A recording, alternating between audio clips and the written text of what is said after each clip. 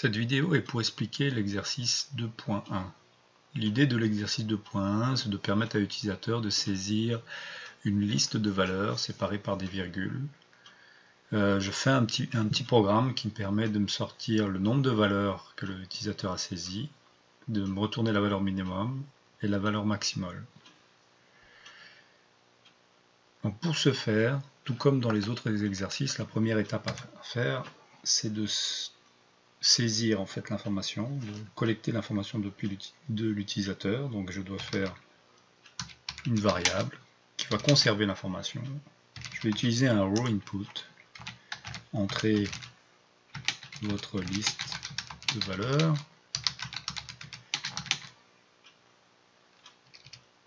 Je vais mettre même un texte qui explique comment saisir. Alors normalement, ce petit programme devrait fonctionner. Je saisis 2,3, 4, 5. Donc il m'affiche bien ma valeur. Alors ce qu'il faut savoir, c'est que ce texte-là qui est saisi, ce n'est pas des valeurs séparées par des virgules, c'est considéré comme un seul texte. Un texte où il y a des virgules, où il y a des chiffres. Donc, actuellement, ce n'est pas une liste de valeurs. Si je dois transformer ça en liste de valeurs, je dois utiliser la méthode split. La méthode split, elle peut s'appliquer à un texte. Ici, mon texte saisi. Je dois utiliser un délimiteur, c'est-à-dire je dois dire quel caractère utiliser pour séparer les valeurs. Ici, c'est la virgule. Alors maintenant, ce que ce programme va faire, il va prendre le texte et il va le décomposer en différents éléments. Donc ici, ça va être des valeurs séparées par des virgules. Ça va devenir une liste. Donc si je réécris mes valeurs, donc l'affichage a changé. J'ai maintenant un tableau de plusieurs valeurs. 2, 3, 6, 7, 5, et ainsi de suite. Donc j'ai vraiment une liste de valeurs maintenant. C'est une liste de valeurs, mais de valeurs non entières. C'est des valeurs textuelles. Donc je ne pourrais pas faire d'opérations mathématiques avec ce genre de liste. Il faut que je convertisse tous les éléments en entier. Je ne peux pas faire int. Ça ne marche pas. Cette fonction ne peut s'appliquer qu'à un seul élément. Mais elle ne peut pas s'appliquer à une liste complète. Si je fais dérouler le programme, il y aura un problème. Parce que la conversion en int ne peut pas s'appliquer à la liste complète. Il faut l'appliquer à chaque élément. Donc pour l'appliquer à chaque élément, en fait, il faudrait que je parcours. Je vais rentrer, ça c'est ma liste.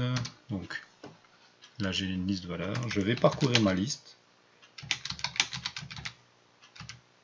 en faisant une boucle. Je vais créer une nouvelle liste.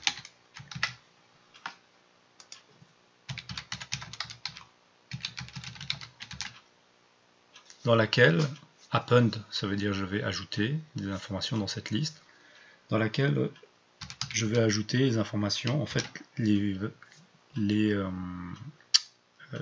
liste de texte. Donc je vais convertir chaque élément qui est en texte, je vais le convertir en entier.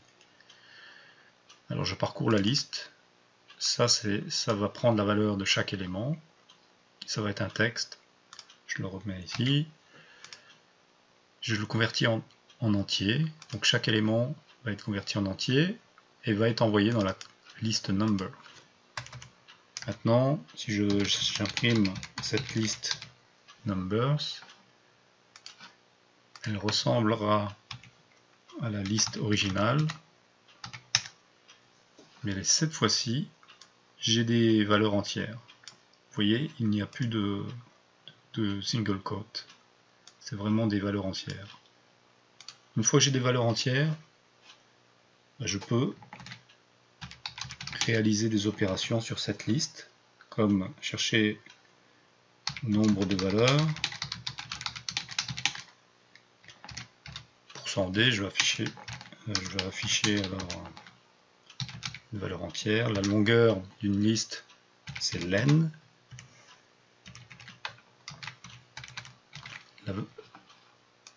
Le max de la liste,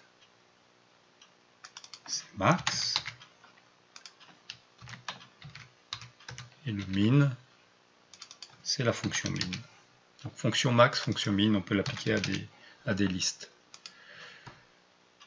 J'exécute, j'écris des valeurs. Il me retourne, j'ai 5 valeurs. Le max c'est 8 et le min c'est 1. C'est bien ce que j'ai. Donc ici, faites attention. Je saisis un texte, je veux le convertir en liste. J'utilise split en utilisant un délimiteur. Ici, liste, c'est une liste d'éléments textuels. Si je veux des entiers, il faut que je crée une nouvelle liste afin